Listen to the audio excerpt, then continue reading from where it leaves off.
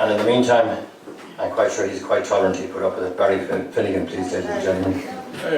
Joined us from Africa many, many years ago. At this stage now, he's in Limerick and he's going to stay for the rest of his life. Good day, Barney. Thank you very much. Thanks, Barney. Hi.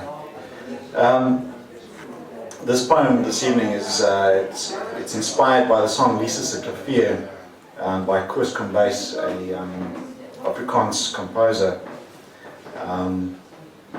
And in it I just used two colloquialisms. The one is tassies. Tassies is a very, very cheap, nasty red wine. The Cape region in South Africa is a wine producing region, and this tassies is like the throw out stuff. And a 3 litre jug of tassies will probably cost about €3. And it's a favourite amongst the vagrants, the students and the struggling artists. And the other one I use is Barchies. And a Barchie is a vagrant that lives in the forests on the mountainside of Table Mountain. And they generally come into town in the evenings and collect the collectibles and then head back into the forests for the day. So this is called Lisa's Melody.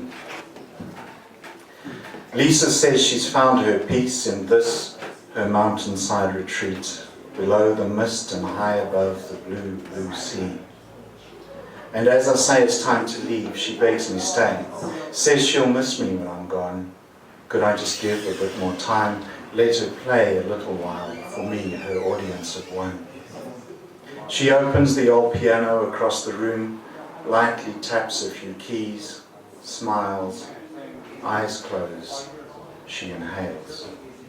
Her fingers come alive and lead her away down that keyboard's black and white street to a place where imagination and reality meet and mingle with hope and beauty and fear. Oh, she knows that landscape well, the stairway to heaven, the gates of hell, anxiety, anguish, pain, to joy, to love, to ecstasy, and back again. A whimper, a shout, a roar, and more and more. The notes tumble across the floor, through open window and open door, penetrating the neighbours' dreams, flowing like mist through gardens and streams and down the lane. The 84 steps to Aranya Street, where Barchies meet amongst trolleys and bins in the lemon glow of street lamps. They turn their faces to the sound, squint into the brilliant moon and pause, midnight foraging placed on hold, while a jug of tassies does the rounds. Hours later I sit there on her balcony, smoking another last cigarette, drinking her herbal tea, and I wonder if she's forgotten me, or if I've been woven a little cold, alone, into her musical tapestry. And from deep within I start to feel that chalk line on the black, black sea, the stars in the sky, and in the distant city, like her music, have become a part of me, the heart of me. While below the horizon sunrise waits, glows and waits and meditates, and listens to the insects on the sea, whispering, listens to the wind's faint promise whispered through the trees, and those melancholy notes of Lisa's melody. Number 6. Oh yes, Christy O'Loughlin. Thank you very much, Christy. Everyone that ever grew up anywhere always had a bully in their life. Wasn't me, Sheehan. But this is about a guy from where I grew up. He turned out to be one of the worst bullies you ever met. So I wrote this, the Bella bully. That is where I grew up. He walked around Bella like he was king of the place. And you'd know him if you met him. He'd always a nasty look on his face. He always seemed to be angry for no reason at all. And God help you if he uttered your name, you'd fall flat on your arse, because that's where you landed, when you refused to give him all he demanded. And as we were younger than him, we mostly did as he said, to avoid his wrath with his belt on the side of your head.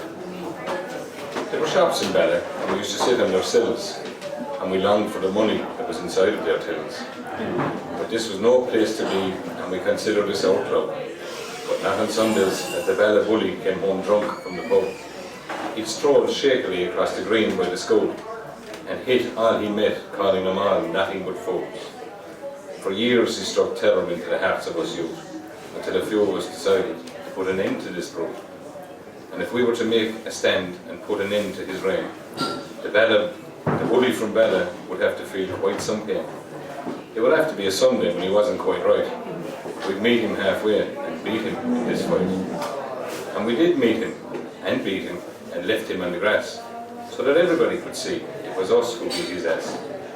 Weeks it was before next he would show, but quieter now as he came to and fro. That is until one morning, as I walked down my street, we both saw each other, and I wondered how we'd greet. His paper in hand, he waved to tap the top of my fair head. My face was all stained from where I had just bled, for inside his paper was a bar made from iron, and all I remember was the sound of the siren. But I decided to get him for his bullying ways, and waited to see him sober for days. And sober I found him as he walked home with his brother. And I fought him alone, and beat him like no other. And when I had done with the beating, he now looked quite silly, putting to rest for me that bad bully called Billy.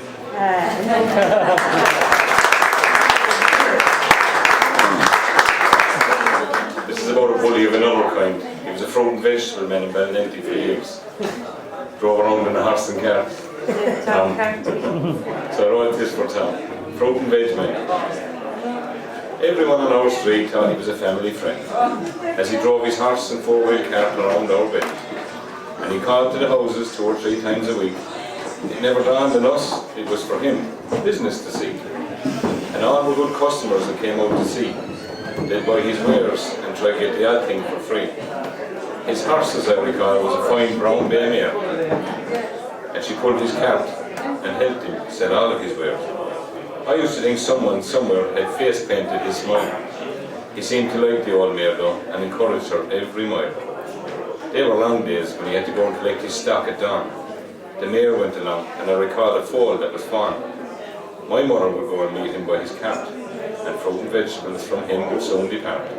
A smile, a quiet whisper into his ever-knowing ear. "I'll pay you on Friday, Tom, thank you, have no fear." As I watched, each mother had much the same thing to say. Free stuff during the week, but come Friday, you had to pay. He used a small pouch like a belt round his waist to hold cash, and not once did I ever see him give that old mare a good lash. But there used to be 2 bullies living near to Tom and his mare, and for pure spite they took Tom's horse, and they drove her spare. By the time he got her back, she was in a lather of sweat. Yet she was no racehorse, she was more of a pet. As was expected, Tom would have to go and sort them out, and they stopped taking his mare. Perhaps they both got clout. Maybe their parents had to pay, and get no credit like the rest. Till these bullies were sorted by mothers who knew best, but sorted they were by him on his own. Soon after, they would leave Tom's horse well alone, for if the horse was tired and couldn't pull Tom's cart, all the mothers would then have to go to the market and shop. In the market, no, all the mothers would have to go and shop in the market. And that was open for fruit and veg only on a Saturday. Anything that happened to Tom or his mare, every mother had to say. He even helped people move from Bala to Moyras, and in those days anyway, I never saw him cross. He's older now and more settled in his ways, but thanks is well overdue to Tom for those early days. I thought it was a marvellous appreciation. Thank you very much indeed, Christy. Your poetry is extraordinary. I don't know what to say, what remark to make, but every week Christy brings along a story to all of us. A story about other people's ways. And that's all I can say. It means so much to him that he enjoys doing it his way. And indeed it means so much like it does to us tonight, to say what you said about Tom McCarthy. Let's see if we can get a point off him, Barney. No remarks from the audience, please. But congratulations and well done. Thank you very much indeed. Our next poet, ladies and gentlemen, get on with the work. But rather last time I say, no, next poet without any hesitation is Paul Massey. Thank you very much, Paul.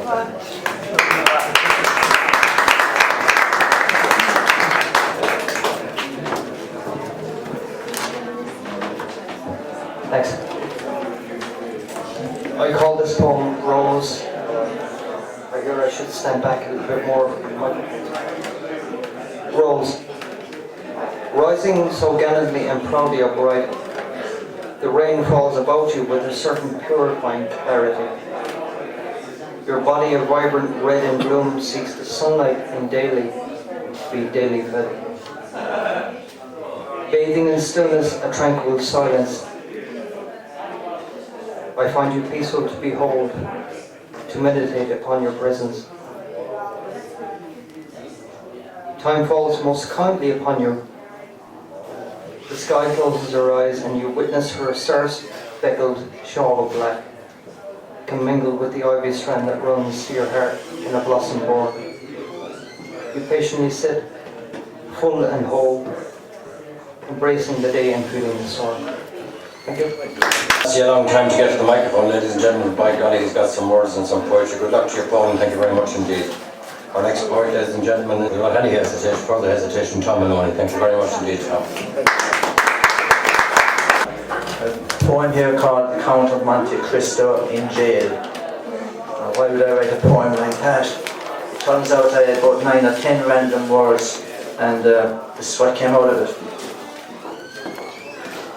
Count of Monte Cristo in Jail. Actually, in case you're not familiar with the film or the book, when he is thrown in jail by the French, he encounters a Jesuit priest who's been there for years, and it looks like they're in despair land. Before the priest gets confidential, he strokes the count, labels him mechanical, the way he handles the screws. One screw presses home his desire to kill, always stringing on the inevitable expletives about their families. Not that the priest cares as he steals the last shard of evening through the window bars before stepping back down, laughing away at nothing in particular. For years, he has reflected at this personal station of a cross with a stable timekeeper of sorts, not ticking in the shape of marks on the wall. They accumulate as his calendars. The days turn into years. He has greyed as they have passed, but his mind gives little away. And considering that his head is still well screwed on, the map of treasure remains buried.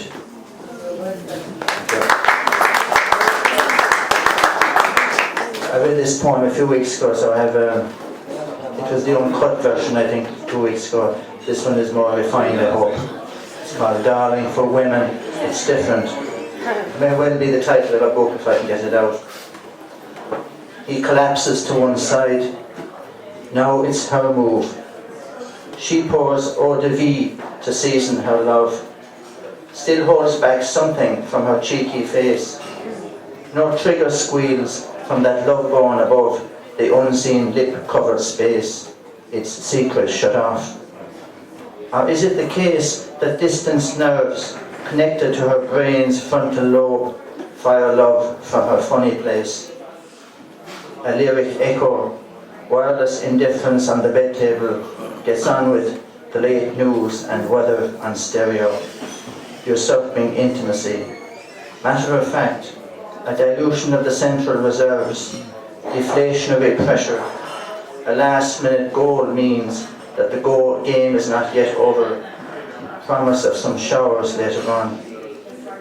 By way of delay, she turns to tease with, of course, darling, for women it's different. He suggests she means not taken up front, deliberating, minutes suspending, like easy does it to make love thrilling. She can hold back no longer, bursts out laughing, and she goes on and on, almost choking. My God, that's unbelievable. Thank you.